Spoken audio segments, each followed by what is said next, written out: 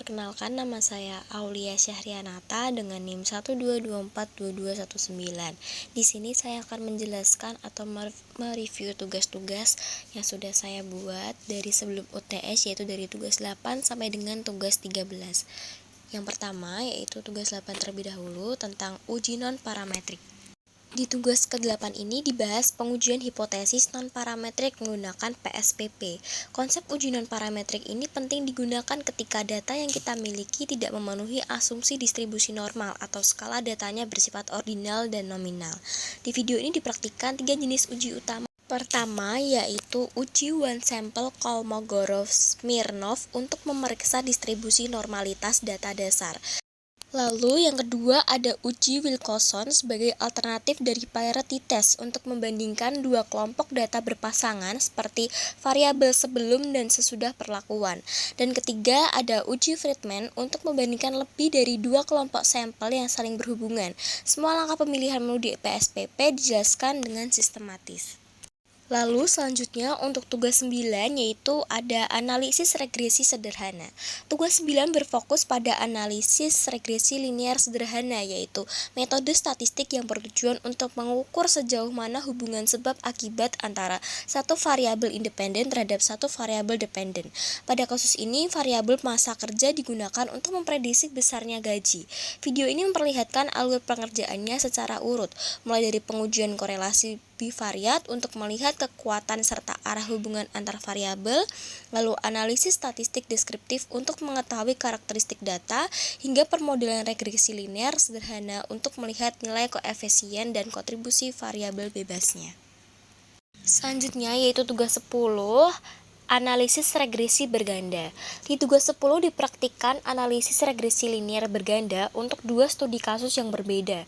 Secara teori, regresi berganda digunakan saat kita ingin memprediksi nilai variabel terikat berdasarkan dua atau lebih variabel bebas, seperti memprediksi penjualan berdasarkan promo dan stand, atau memprediksi income berdasarkan usia dan pengalaman kerja. Selain membentuk model regresi dan melihat korelasi bivariatnya, di video ini juga diajarkan pengujian diagnostik residual dengan cara menyimpan residual S1 dan membuat plot histogramnya.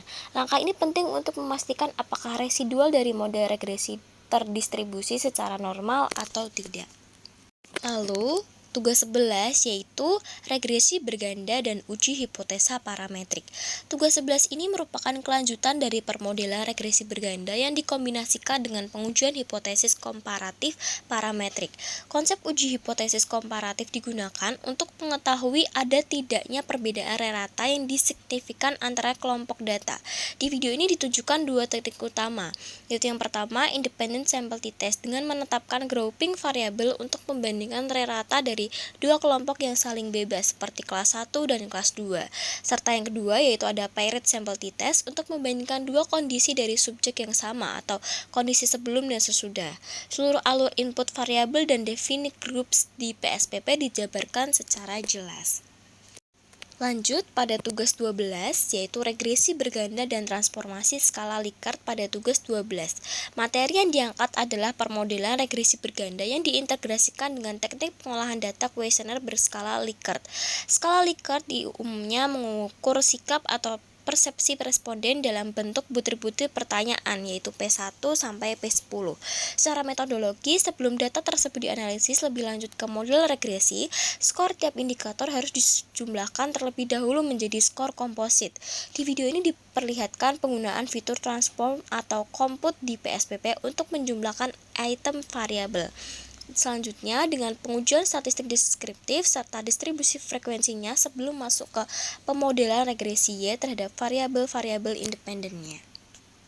Pada tahap akhir yaitu pada tugas 13 menjelaskan tentang uji validitas dan reliabilitas. Instrumen tugas 13 menjelaskan tahap kritis dalam penelitian kuantitatif berbasis kuesioner, yaitu pengujian kualitas instrumen melalui uji validitas dan reliabilitas. Secara konsep, uji validitas digunakan untuk mengukur apakah butir-butir pertanyaan dalam kuesioner mampu mengukur apa yang seharusnya diukur, yang diuji dengan mengorelasikan skor tiap item terhadap skor total variabel atau correlate item total correlation. Sementara uji reliabilitas digunakan untuk melihat sejauh mana instrumen tersebut konsisten jika diuji berulang kali. Di video ini dicontohkan pengujian reliabilitas menggunakan rumus Crossbench alpha serta proses pembuatan variabel totalnya, sehingga instrumen dipastikan memenuhi kriteria sebelum digunakan dalam analisis statistik utama. Kesimpulannya yaitu secara keseluruhan, rangkaian tugas 8 sampai tugas 13 ini menyajikan tahapan analisis statistik kuantitatif yang lengkap dan saling berkesinambungan menggunakan software PSPP. Dimulai dari uji non-parametrik pada tugas 8 untuk mengolah data yang tidak berdistribusi normal, lanjutkan dengan pemahaman dasar hubungan variabel melalui regresi sederhana di tugas 9, hingga permodelan yang lebih kompleks melalui regresi berganda di tugas 10 dan 11. Tugas 11 juga melengkapi analisis dengan uji hipotesis komparatif atau t-test untuk melihat perbedaan antara kelompok.